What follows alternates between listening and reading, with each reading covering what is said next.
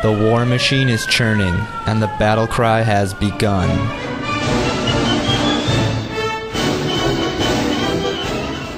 U.S. General Stanley McChrystal, head commander in Afghanistan as appointed by President Obama, said yesterday that without more troops, the mission in Afghanistan will, quote, end in failure, and without urgency, it could be impossible to defeat the insurgency within 12 months. Now them some fighting words. And who's leading the battle cry? The all-too-familiar mainstream media. Let's have a look, shall we? In an interview with Forbes magazine, former Secretary of State Condoleezza Rice said, quote, if you want another terrorist attack in the U.S., abandon Afghanistan. Don't you just love scare tactics? Moving right along then to a story the AP ran yesterday with the ominous headline, Stadiums, Hotels Warned to Watch for Terrorists.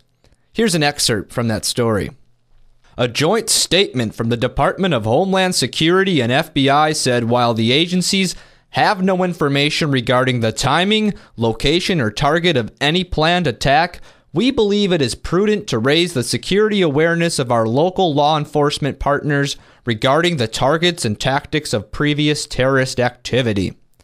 Hey, Associated Press, want to know what I think is prudent? Raising your level of inquiry into these joint statements. It seems to me they're yelling fire in a crowded theater. Print that. Next up, the Washington Post. Now, this might be the most alarming example of them all. The Washington Post has disgustingly packaged and branded their coverage of the combat in Afghanistan and Pakistan as, and I'm not joking, the AFPAC War.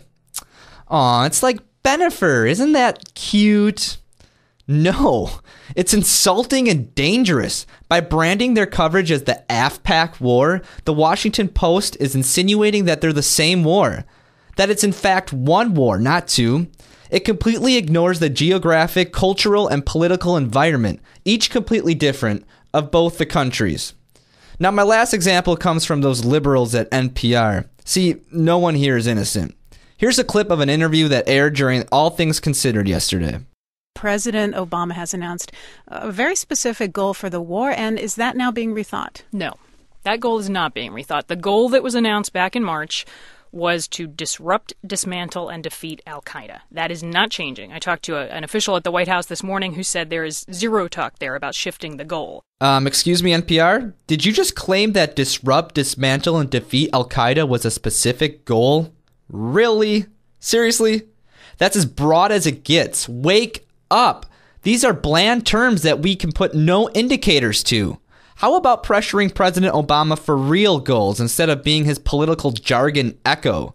See, a goal should be measurable. Say, I don't know, things like the number of hours the electricity stays on, or the number of small businesses and schools that have been built, or longer lifespans. It just all feels like deja vu, doesn't it? Isn't this the same recipe we had going into Iraq, and we're still there? Why?